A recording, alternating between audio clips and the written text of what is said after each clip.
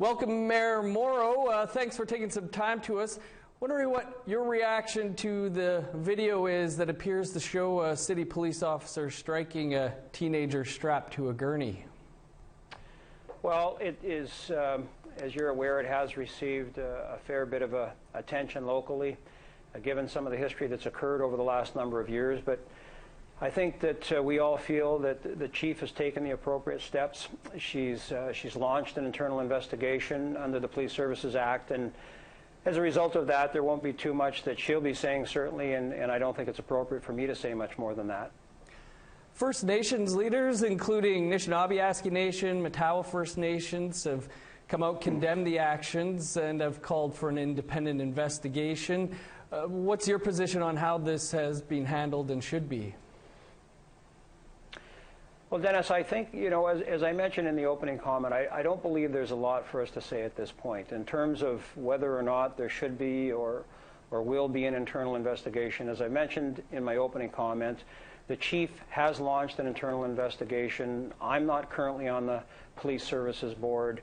The Police Services Act is governing this process at this point, and I think that's appropriate, and I think that's where it should be.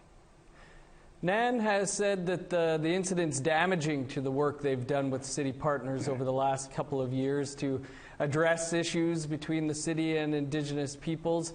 What impact do you see this having, and what's your strategy? Well, I know that there is a lot of goodwill, certainly within this council, within the corporation of the City of Thunder Bay, to enhance and do anything that we can to continue to build strong relationships with NAN, with Fort William First Nations, with all of our Indigenous partners.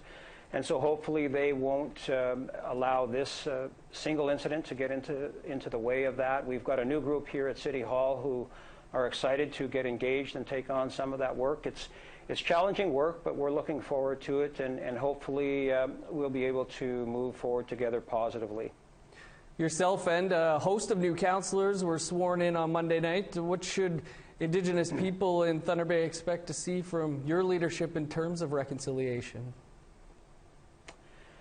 Well, as I mentioned, there are 7, I think, new on our part here out of the 13, but I don't think we should just look forward. I think that the group that was here in the past, as well as the corporation of the City of Thunder Bay, have been working very hard to enhance and to build upon strong and positive relationships with our Indigenous partners here in the City of Thunder Bay. I know there's a terrific announcement coming up very soon where the Matawa Learning Center will be open, and they worked closely and in partnership with the previous City Council.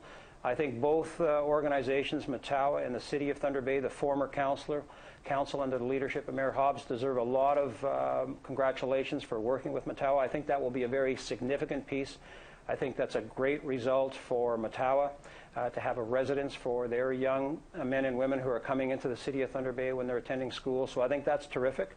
I think that's an example of the work that we can do together that will enhance the opportunities for Indigenous youth when they're coming into the City of Thunder Bay. We heard former Mayor Hobbs on a number of occasions blast local and national media for bad press. Do you think Thunder Bay has more of a reconciliation problem than a reputation problem? I really am concerned. I've said this consistently, Dennis, and I'm sure it's not news to you, where I am concerned, with the reputation that our city has received. I think there's a lot of us here who don't necessarily believe that it's fair. We understand, I've said this consistently, that there are issues here in our community, but we also understand that those issues exist in most other communities in the province of Ontario and in the country of Canada. That's not to minimize the challenges or to be insensitive to the challenges that are facing us, only to suggest that Thunder Bay is working very hard to address their issues. I mentioned in an interview last night that there was an article about a week or so ago in the Toronto Star talking about the rise in hate crimes right across the country and the targeted populations that have been the target of many of those hate crimes. So, we're working very hard here in Thunder Bay to work on our issues, and we do feel it's a bit unfair that we have somehow ended up with a reputation that sets us apart from the rest of the municipalities in Ontario and many others in Canada. Thunder Bay, though, does lead the country when it comes to reported hate crimes. There's the police and police board under investigation for issues with the way it polices Indigenous peoples You don't think that points to a problem? Well, Dennis, as I already said in my earlier remark, I acknowledged that Thunder Bay has its issues. I believe very clearly that this does not make us an outlier when it comes to these particular issues right across the country. So the Thunder Bay Corporation, the city, previous councils have been working very hard to address the issues as they see them. As you mentioned in your question, there are 2 ongoing investigations, one into the Police Services Board, another into the Police Service. We'll see what those investigations will yield in terms of those results, and we will carry on from there. Mayor Mauro, we'll have to leave it there. Thanks for taking some time to join us here. Well, Dennis, thanks for taking the time. Look forward to talking to you again. Thanks very much.